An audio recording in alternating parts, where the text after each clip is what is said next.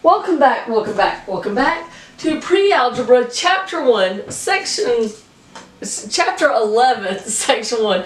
Miss Dyslexic said it backwards again. Chapter 11, Section 1 in this book. And it's our last chapter, yay! Not our last video, but our last chapter. And we're not even going to do the whole chapter, we're just in the first half. They put too much in there. So we're just going to go through Section 5.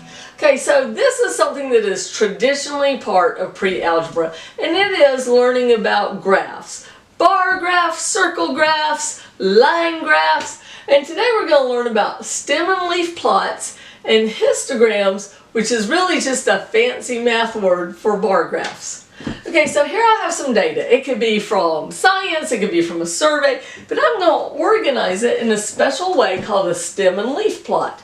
So, and this is so fancy that I had to bring my extra board to do this. Alright, so this is how you do it. First of all, we have to review. Remember probably elementary school where you learned that this 3 is in the ones place, the 2 is in the tens place, the 1 is in the hundreds place. Here's my decimal point. So that 4 is in the tenths place, the 5 is in the hundredths place, and the 6 is in the thousandths place. That's a little hard to say. So we're going to organize this data by its tenths, the things in the tens place and in the ones place, sort of. Let me show you what I mean. Here's the number 1.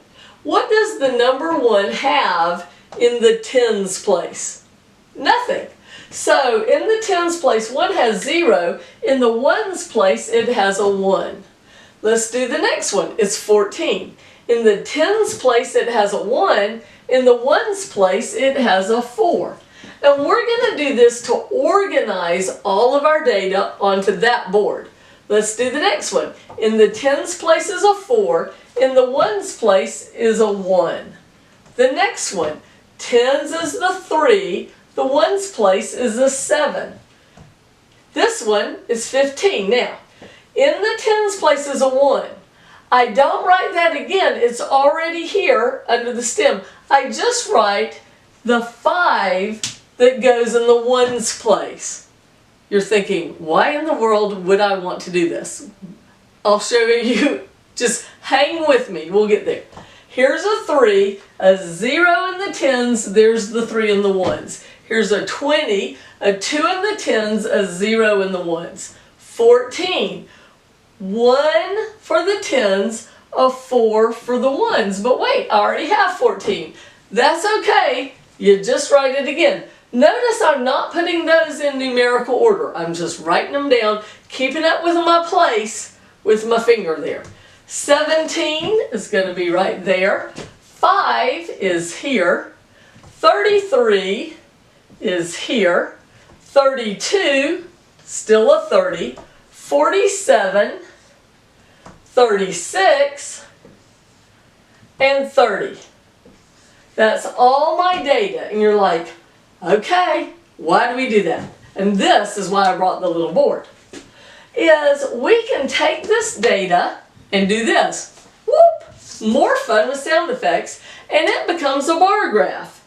And I can make this bar graph and easily see that I had the most in the 30s column. I had the least in the 20s. I had the second most in the ones. Next down I had things with the 0 in the ones place.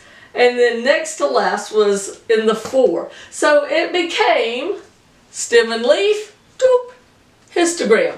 This did not tell me much about the data. This tells me more. Say it was people at what age group they love whitewater. And it turns out the people in their 30s love it the most, even more than little kids, And the people who dislike whitewater the most, that's our water park here in Atlanta, the ones who dislike it the most are people in their 20s. They got important things, they don't have time for water slides. Now I'm making all that up. I did not survey people about whitewater, and if I did, I think The kids would like it best, then the teens, but I would be the person down here with 5 for the beginning of their age, and I love whitewater. It's closed right now because of the coronavirus, but can't wait till it opens. I got my season's pass, I got my swimsuit, I'm ready to go down the water slides. I do not sit by the pool, I go down the water slides. Gotta be moving if you're in the water. Alright, so that's a stem and leaf. The one in your book, it does one where it's 3 values and they put the tens and hundreds for the stem and the leaves for the ones. But this is the one I want you to know how to do. Another thing you need to know how to do is a frequency table. And this is just tally marks. Have you ever heard of tally marks?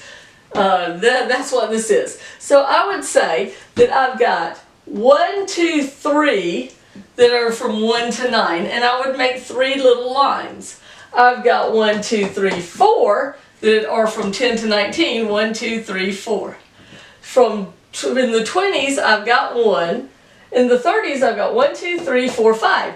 If you do 4 lines, but when you get to 5, you cross it.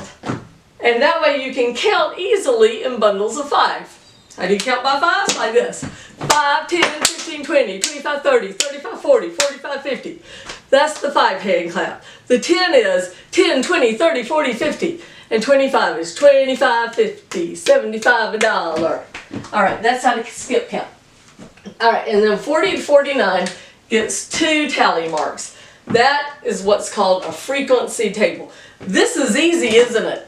Easiest thing we've done all year. Come back and we'll talk more about graphs and stuff. Math is great.